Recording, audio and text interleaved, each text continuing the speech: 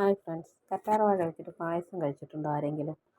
നമ്മുടെ വീട്ടിൽ തന്നെ ഉള്ള കറ്റാർവാഴയിൽ നിന്ന് ഞാനൊരു 4 തണ്ട് കട്ട് ചെയ്തെടുത്തിട്ടുണ്ട്. ഇതിൻ്റെ കറയൊക്കെ നന്നായി കളഞ്ഞ ശേഷം നന്നായിട്ട് കഴുകി കളയണം കേട്ടോ. കറ അല്ലെങ്കിൽ നമുക്ക് ചൊറിച്ചിലൊക്കെ ഉണ്ടാകും. നമ്മുടെ കയ്യിൽ വീണാൽ തന്നെ നമ്മുടെ കൈക്കൊക്കെ ചൊറിച്ചിലുണ്ടാകും.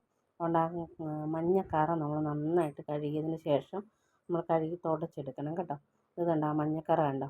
അത് നന്നായിട്ട് കഴുകിയതിന് ശേഷം എടുക്കാവുള്ളൂ. ഇതിൻ്റെ പച്ച കളറിലെ ആ തൊലിയെല്ലാം നമ്മൾ കളഞ്ഞതിന് ശേഷം അതുപോലെ കഴുകി അതുപോലെ കട്ട് ചെയ്തെടുക്കണം. നമ്മുടെ ഹെയറിനുമൊക്കെ ഏറ്റവും നല്ലതാണ് കേട്ടോ കറ്റാർവാഴ എന്ന് പറയുന്നത്. സ്കിന്നിനും നല്ലതാണ്, ഹെയറിനും നല്ലതാണ്. അതുപോലെ കട്ട് ചെയ്തെടുത്ത് വെച്ചിരിക്കുന്ന കറ്റാർവാഴ ഞാനൊരു പാൻ അടുപ്പിൽ വെച്ചിട്ട് അതിലേക്ക് നെയ്യ് ഒഴിച്ചിട്ട് ഇതൊന്ന് നമുക്ക് അതിനകത്തോട്ട് ഇട്ട് കൊടുത്തൊന്ന് വഴറ്റി കൊടുക്കാം. ഒന്ന് ചെറുതായിട്ടൊന്ന് വഴറ്റി കൊടുത്ത ശേഷം നമുക്ക് അതിനകത്തേക്ക് ഞാൻ തേങ്ങാപ്പാലാണ് ചേർത്ത് കൊടുക്കുന്നത്. തേങ്ങാപ്പാലിൻ്റെ 1-ാം പാൽ 2-ാം പാൽ എന്ന് അങ്ങനെ ഞാൻ എടുത്തിട്ടില്ല. തേങ്ങാപ്പാൽ ഒറ്റ പ്രാവശ്യം പിഴിഞ്ഞെടുത്തിരിക്കുന്നതാണ്. അതിലേക്ക് ചവ്വരി ചേർത്ത് കൊടുത്തിട്ടുണ്ട്. പിന്നെ നമുക്ക് പഞ്ചസാര ആവശ്യത്തിന്, മധുരത്തിന് ആവശ്യമായ പഞ്ചസാര ചേർത്ത് കൊടുക്കാം.